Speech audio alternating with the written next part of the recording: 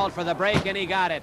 It's always surprising to me to see Moose move as fast as he does in that ring.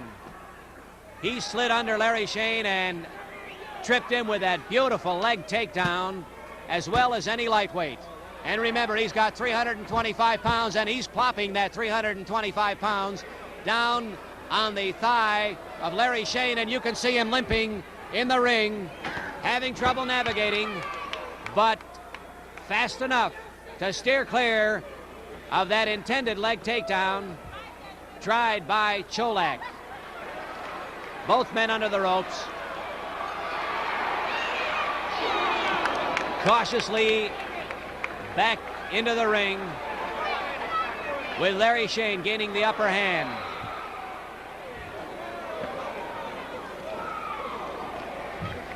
Boy, those brutal forearm blows by Moose Cholak smack throughout the entire Coliseum, and you can probably hear it.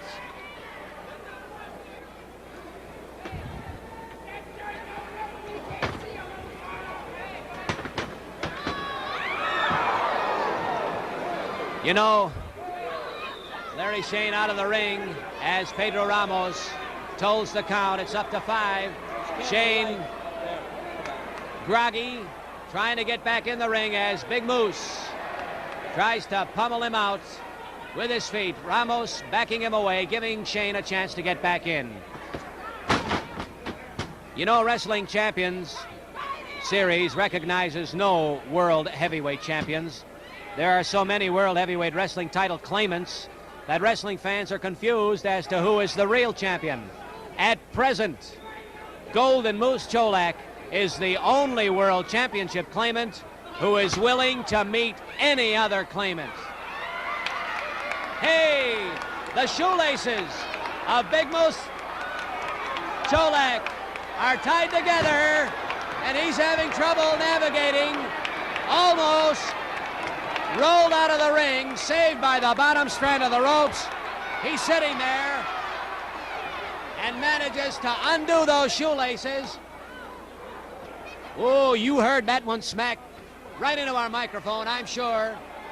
Moose asking for time to tie his boot laces, which had been tied together by Larry Chene. Larry asking the crowd if they'd like to see a drop kick. The crowd says yes, so Larry Chene does.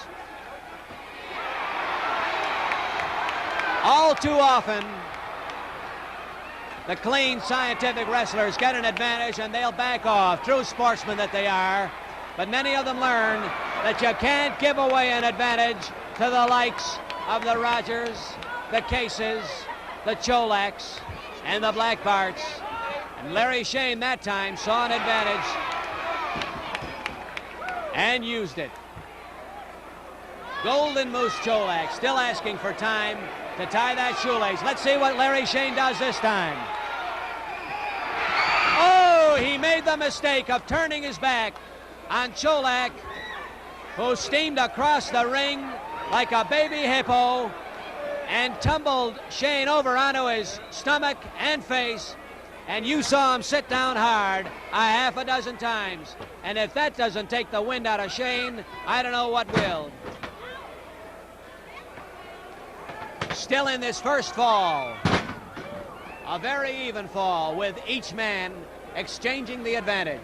Right now, it's Golden Moose Cholak who has the upper hand. And look at the ease with which he picks up Larry Chene. Moose Cholak banging away with those hard forearm blows in the corner directly above us. You can hear the grunts of the Moose, and there was a beautiful maneuver as Larry Chene used the referee as a shield, leapfrogging across Pedro Ramos' head with as fine a kick as we've seen in a long time. It sent the Moose sprawling, but he's rugged, he's tough and up on his feet. And that headbutt by the Golden Terror has stunned Larry Chene. Pedro Ramos, according to the motions, if we read the signs correctly, has ordered the Moose not to use the headgear when applying those headbutts to Chene. And now I notice that Chene has suffered a cut on the forehead, which is bleeding very profusely. He's staggering and stunned. His hands are covered with blood, and he's putting up a game battle. But boy, he is very, very woozy. Staggering across the ring, landing on his back as Moose Cholak, seeing the difficulty that Chene is in, tries to storm in for the kill, but Larry Chene, a game wrestler, up on his feet, fighting furiously, despite that bad head cut, a rolling head scissors, and the press, and the pin. Beautiful. Absolutely beautiful, ladies and gentlemen, with that rolling head scissors by Larry Chene, and the body press as he got the pin on Moose Cholak. Fine, fast, furious action here at the Coliseum. And now into the ring, and Mike O'Brien for the official decision and time of that fall. 6 minutes and 26 seconds with a flying scissors takedown, body press. The winner of the second fall, Larry Chene. Chene. One fall each. One fall each. Well, this match stands at one fall apiece. The deciding fall coming up in just a moment. I wish that Larry Chene would turn and face me. Oh, now I can see it. That's what looks from here like a very, very bad cut on the right side of his head. He's right above me, and you can see in a tight shot that Russ managed to get on Larry Chene's head, and the blood is still streaming down the side of his face, across his leg, onto his stomach, and very frankly, I can't see from this corner how he can continue much longer. He seems to be in trouble, and I don't know whether he'll be able to last too much longer. Moose Cholak on his feet across the ring, Larry Chene on his knees, trying to conserve every bit of energy in his very tired body. He's taken a brutal beating, and it's a tribute to his courage and his skill. The way he went at the Moose with that beautiful flying head scissors and rolled him over, and the pin, the bell for the third and deciding fall, and there's that headbutt by Moose Cholak. And it looked from here as if it was in the same identical spot. It was reserve he's calling on from way deep down, but he does it. Larry Chene does it. When he needs it, he seems to pull back from way back and way down under and get just a little bit extra to bang away at Moose Cholak. And he's moving much, much slower. Neither one of these men have got any steam left as they stumble about the ring, clawing and grappling at each other in as brutal a match as I have ever seen. What keeps Larry Chene on his feet? I don't know. Slingshotting off the ring, and they meet in the middle of the ring as they bang heads. Both men flat on their back.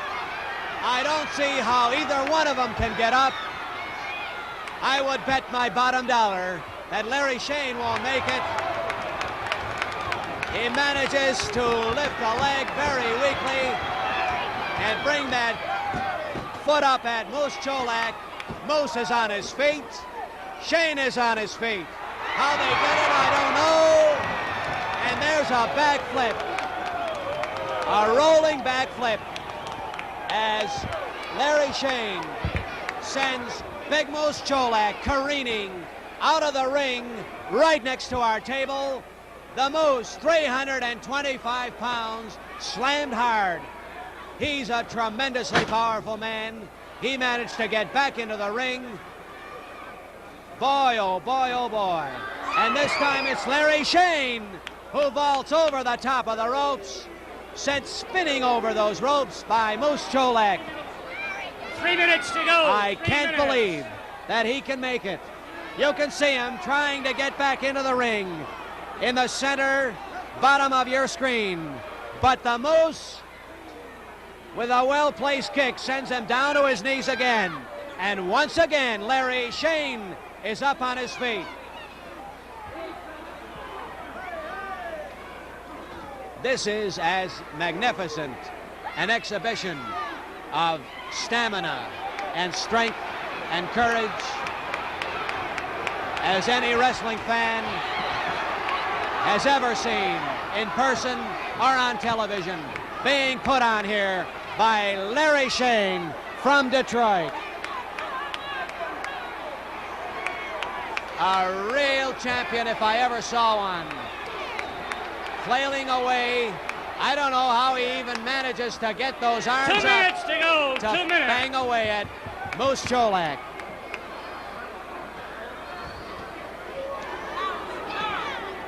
Chene across the ropes, and the Moose backing away as Pedro Ramos started the count. I think he was only too happy for the opportunity to back off and catch his breath. There have never been any more tired wrestlers in a ring anywhere. Typical of the great matches you see on Wrestling Champions. These matches coming to you from the Coliseum in Chicago.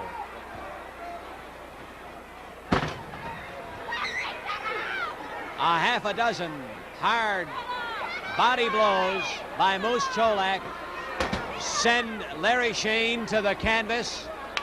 1 minute to go. 1 minute. But he keeps getting up.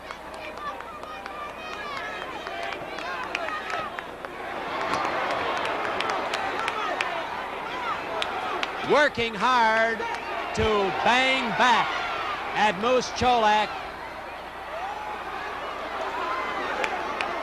Each man trying to roll the other one over. Larry Chene, sheer grit and determination, tried to lift that 325-pound Hulk. Unable to do it, so he pushed him down.